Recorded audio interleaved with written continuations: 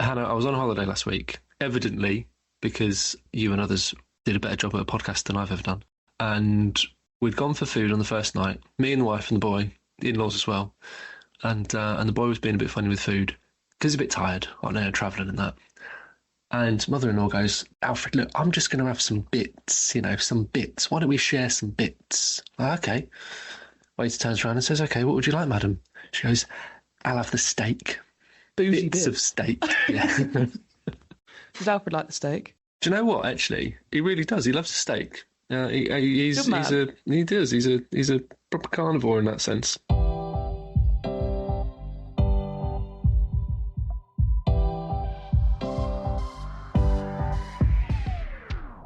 Hello, I'm David Udall, and I'm back, hungry like the wolf, to get into another episode of Agonomics.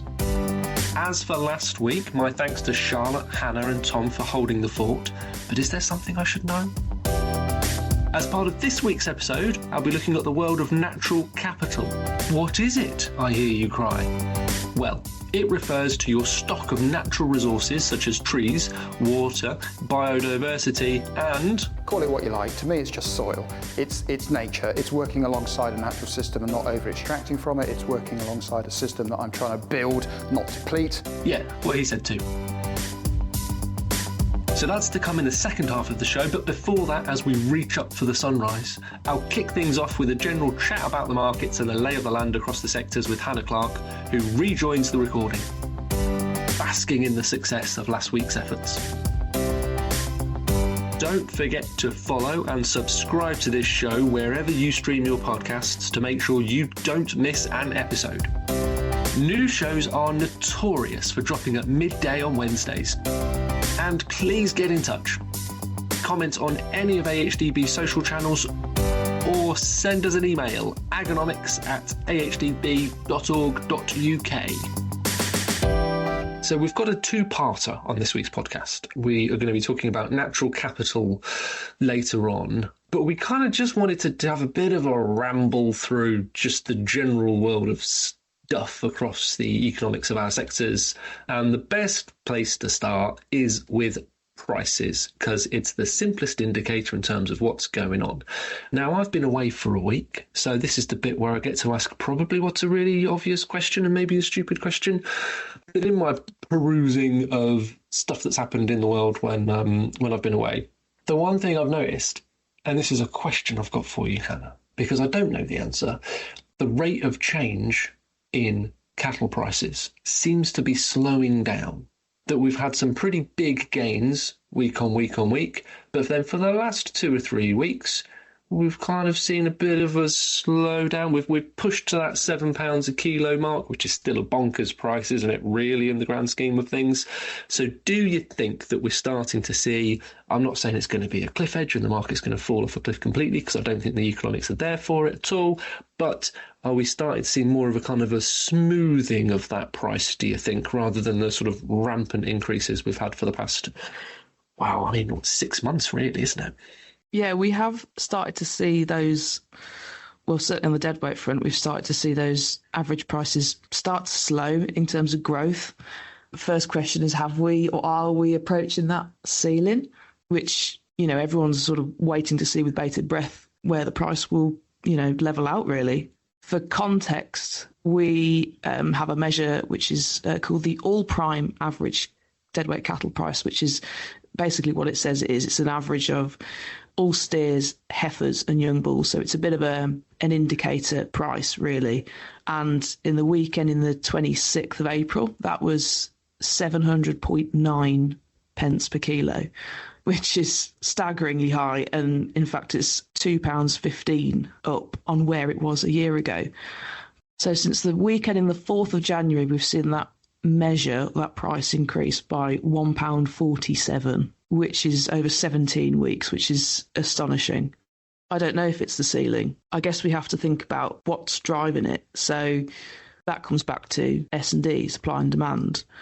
Supply constraints are really front of mind. We were forecasting in our outlook that we published in February that we would expect to see reductions in cattle supply, prime cattle supply of around 5 or 6% versus last year.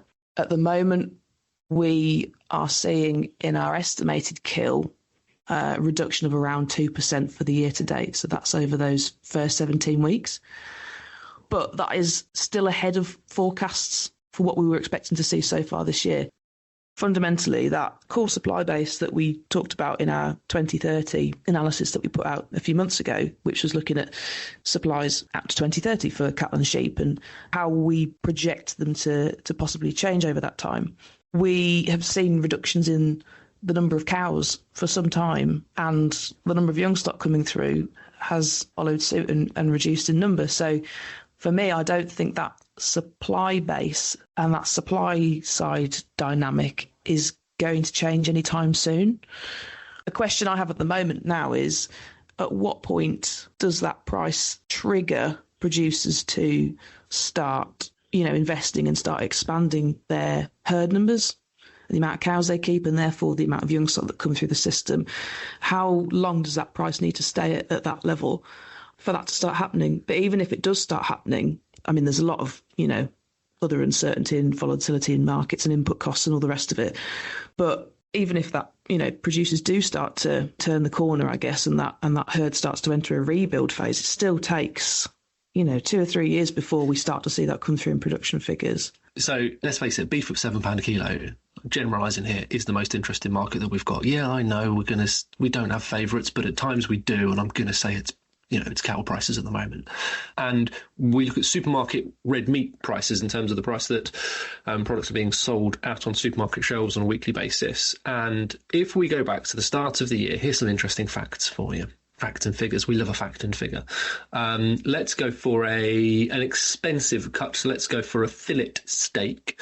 That was, on average, the price in pounds per kilo was about £35 per kilo at the start of the year.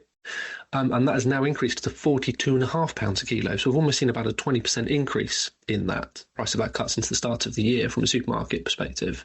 And we've also seen a similar increase when you look at the cheaper cuts. So let's just say lean mince, for instance, at the start of the year was £7.38 per kilo. And now that has moved up to about £8.61 on average. So we are starting to see, and if you go back and you look at the history of kind of beef prices over the past 4 or 5 years, there are moments when they jump up because of sort of price increases that happen, but generally stable, especially if you look through sort of, mid 23 through to the end of 24. So that 18-month period, they were pretty much flat on a retail perspective, but there has been a sharp increase in recent times, and that will, feed into the general cost of inflation that's the food inflation that's going through. So we may start to then see a different view of some of those cuts, especially those more expensive cuts, which then changes the carcass balance if there's less demand for those higher value steak cuts. Mince, whilst it is still seeing a price increase, is still the, I suppose the more flexible cooking option and the cheaper cooking option. It goes further. So there's kind of this whole different dynamic on the retail side going through. But it's, as you're saying, from a supply side, you can't just turn it on because, like you say, it's going to take 2-3 years for the supply to come through. But if we have these high retail prices, that could start capping the demand potential, pushing people to cheaper cuts, and therefore starting to, as you say, sort of smooth off the top of that that supply and demand balance, and therefore those prices. It will be an interesting time for beef as we go through the second half of this year, definitely. I think you're right. Prices for beef cattle have increased every year on an annual basis for the last 5 years or so. And we have seen slight growth in retail prices, as you say, through that time. But it's been very gradual. And the most major change has been since the start of this year. Not all of that cost that we've seen at the farm gate has been passed through yet to the consumer. So the impact of that will be really interesting to watch. And as you say, will be crucial to the whole demand profile of red meat and, what we see with consumers maybe changing their purchasing habits and maybe looking to poultry as well. That could be a winner. We've commissioned some research with our retail data providers, Kantar, into this exact topic on what is the impact of price increase on beef and what that means for overall demand. it does mean that there will be a future point in time where we can go deep economics and geek out about price elasticities of demand. And for any 16-year-old doing GCSE economics, listen to that. That's going to give you the answer. But yeah, I think you're right about people moving to different proteins, because poultry is always the cheaper protein that people move to. It could also be supportive for some other sectors, because pork has had a relatively flat period of pricing over the last couple of years. There's the odd little increase up and down here and there, but generally across all pork cuts, again, since the early to 2023 kind of period, pork cuts have been at the same level. But then also interestingly, from a retail perspective for lamb, we've seen significant increases on a retail perspective. If you go from a whole leg of lamb, let's just go back a few years pre-COVID. Let's go back pre-COVID, because everyone wants to talk about pre-COVID like it's kind of like a difference between like the Jurassic and Cretaceous period in times of like millions of years, when it's only like 5 years ago. But pre-COVID, you could get a whole leg of lamb, £10 a kilo, and now like 16 kind of area. It's a significant price increase through that time. It's seeing that steady increase, but it's also quite surprising in other areas, like diced lamb, for instance, is significantly more expensive. Diced lamb up at 23, almost £24 a kilo now. So there's some things which will then, as we've spoken about in terms of shopping habits and people's cooking habits, in terms of recipes and things, the cost of the cut in terms of what people pick up from the shelf is going to drive what they will then cook with it and drive their meal choices. So it's all interlinked. It's all very interesting. So we've talked about red meat because it's my favourite subject. But one thing I know far less on it is arable and cereal markets. And I know, David, that is your guilty pleasure. So can I ask you what's going on in arable markets at the minute? My guilty pleasure that I like pull the cover over myself in bed at night and just start going like, oh, what's the crop condition in South Dakota? Don't act like you don't do that. Yeah, all right. I just don't get caught as much as I used to. It's all right. But no, I mean, cereal markets are just kind of bad news at the moment, really. I mean, there's just enough wheat in the world is the simplest thing. Supply and demand dynamics in the rest of the world are generally good. No major panic in terms of crop development around the world. Planting has been good for spring crops, so there isn't anything that's really a big challenge. And we've seen, a significant drop in the old crop market. So for May 25, we're closing on futures. Let's not get too technical, but it's kind of like the closing point of the futures market for May. So this is a bit kind of technical. We, don't link it directly to physical prices, but we were trading at the start of the year at 190 quid, and it's now down to 160, and that. Even similar so for the November market. Mid-February, we were just pushing £200 a tonne when people were getting a little bit worried about crop conditions and things around the world. But ever since then, the world's been good, and now we've drifted down to about 183.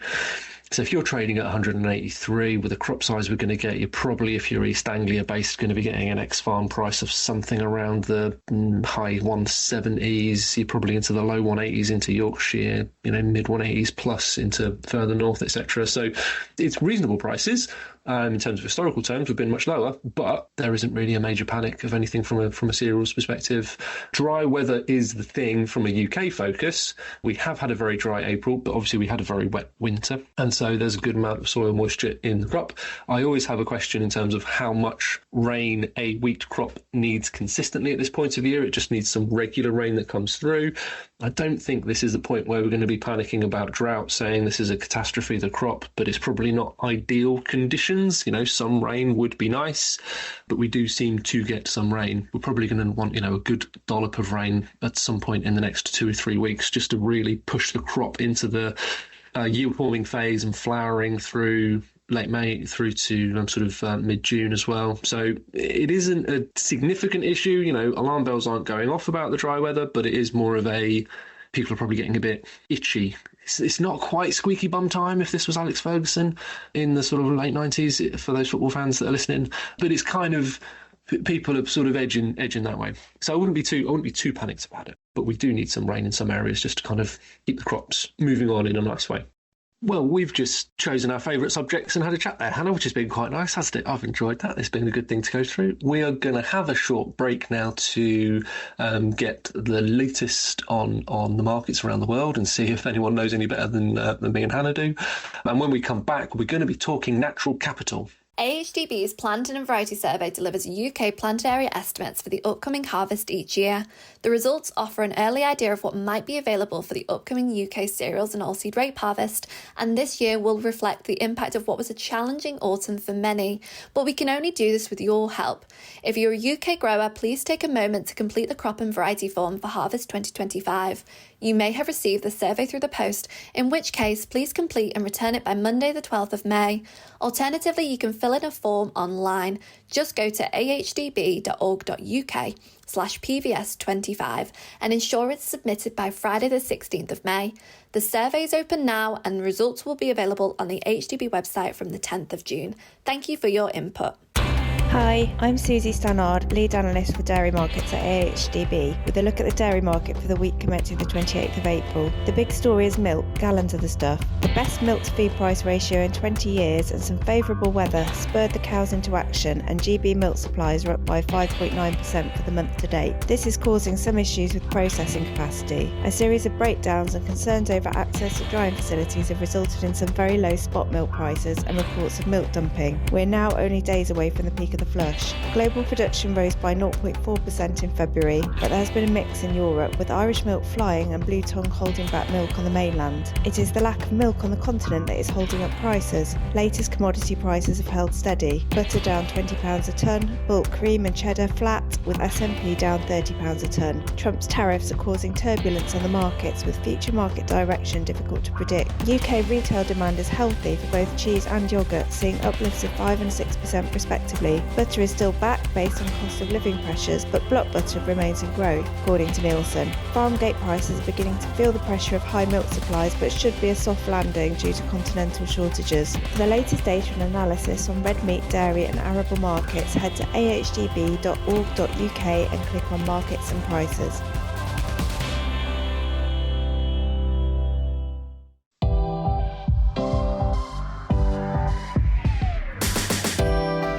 Welcome back to part 2 of Agonomics, and we are now going to start talking about natural capital, because it is no ordinary world out there, and we are very focused at what happens tomorrow, and this is an area of something that could provide an additional income stream for farmers. And earlier this year, AHDB continued a run of road shows which were looking exactly at natural capital. Which sounds great, but what does natural capital actually mean? Well, here's Emily Norton, a Rural Policy and Strategic Advisor for Farm Foresight, and she was speaking at one of the events. So one of the things we hope to break down in these talks is the difference between natural capital in its broader sense, which is essentially everything around us that provides values to society, whether it's air, nature, carbon, whatever it might be, understanding the quality and the abundance of those things in their broader sense. And then secondly, the opportunities we've got within natural capital markets to create financial incentives to be doing those things differently. Now, it's those financial incentives that we're really interested in, because they can be the difference between a new diversification or earning opportunity for a farm or simply missing the boat on these kind of things. The term financial incentive was mentioned there. That should certainly have pricked up your ears. We'll hear more from Emily shortly, but speaking at the same event was Professor John Gilliland, a farmer and environment consultant for AHDB, who said natural capital can appear to be a complex subject to many. The main barriers to farmers like me engaging around natural capital is we don't fully understand it. We've heard the term being mentioned on many occasions, but it's not something we use in our day-to-day life. For people who are not currently engaging in natural capital, I would encourage them to look. My reason for looking, quite simply, as we lose the old support that we've had through the basic farm payment, we as farmers need to find where next are we going to get funding for what we do. The marketplace pays for certain things, for the products we sell, but actually, I, as a farmer, deliver many public goods. And so the natural capital market is being opened up. It includes the carbon market as well, and it's about rewarding you and I as farmers to actually get paid for the things that they want from us. First of all, it starts with a definition. What is natural capital and its width?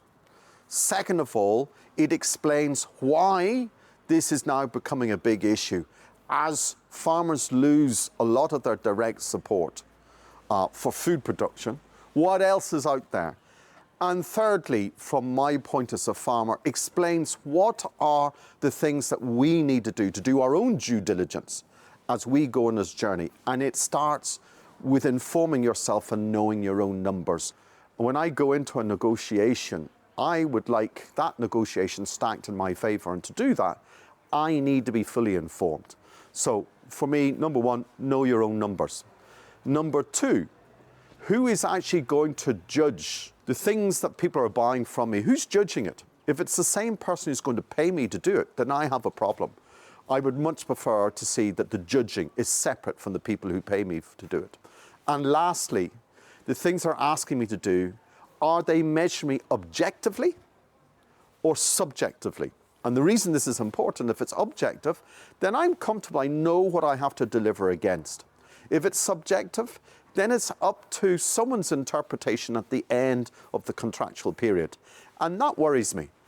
So for me, I would encourage people going this line is know your own numbers, make sure that there's proper measuring, recording and verification, and it's done independently to the person who's buying your services.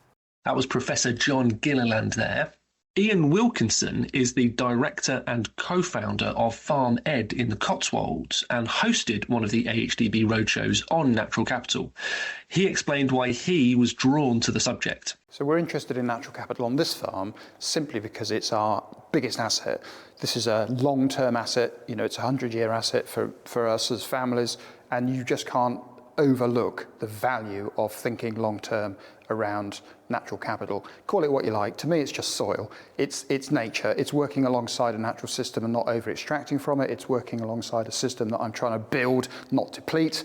And for me, it's just as simple as that. So I'm really interested in the mechanisms where we can access finance because, as you know, we've been in a world where we've been selling food and now we're still selling food, but also because the margins on food are so tight, we need other forms of income. We've had lots of historic forms of income, and this, in my opinion, is the next form.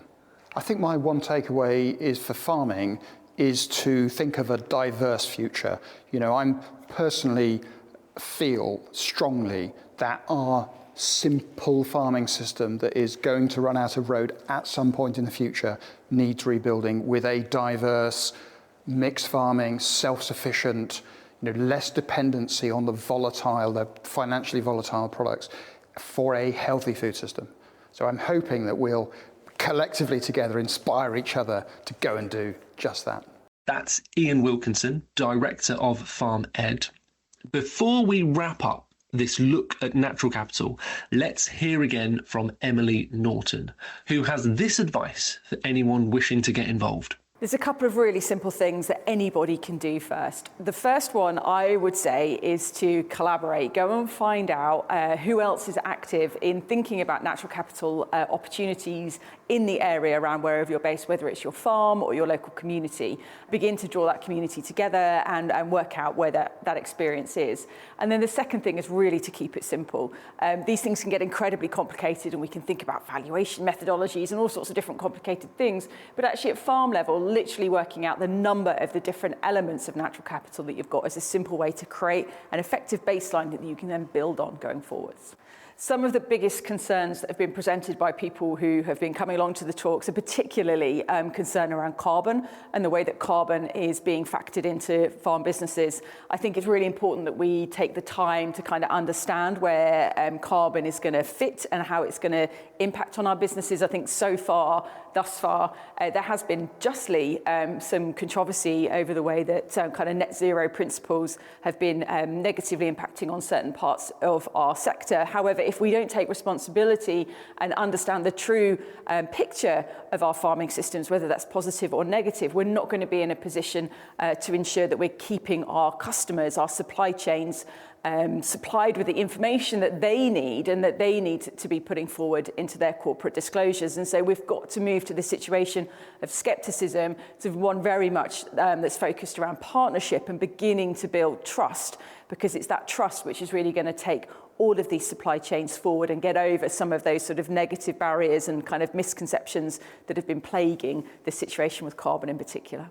So one of the biggest issues of carbon, of course, is that it's relatively easy to measure as a metric. It sort of fits neatly within accounting systems. You can kind of add it up, you can take it away. And so it does mean that it's easier than some of the other metrics, particularly things like biodiversity and even things like social value, to kind of quantify and fit within a spreadsheet. So from a corporate perspective, yes, I think there is this real risk of carbon tunnel vision. But from a farmer's perspective, there are very many more options for holistic benchmarking, holistic baselining, and it's those kind of values that increasingly are relevant for the corporates and government sort of targets that exist around the industry, and we really need to be engaging across the whole piece to make sure we're not kind of focusing on one metric with negative targets. I heard a great thing the other day. It says, we'll achieve the goal but miss the point if we only think about that one thing. Sage advice there from Emily Norton. And if you'd like more on this topic of natural capital, please do search for it on our website, ahdb.org.uk. Well then, Hannah, natural capital, that's something that I think we've both learnt from, because I will not lie, that is a gap in my knowledge that I need to develop. Me too. Speaking of knowledge, something that I have a thorough knowledge of and a great enjoyment of, and those who are avid listeners would have noticed that we did sprinkle in some song titles through the show, and they were from probably one of, do you want to say the? Here's a tricky question. The best band of the 80s? Duran Duran. Bold claim, very bold claim. Who would be better than Duran Duran? The Cure? Oh, definitely. Genius, Robert Smith.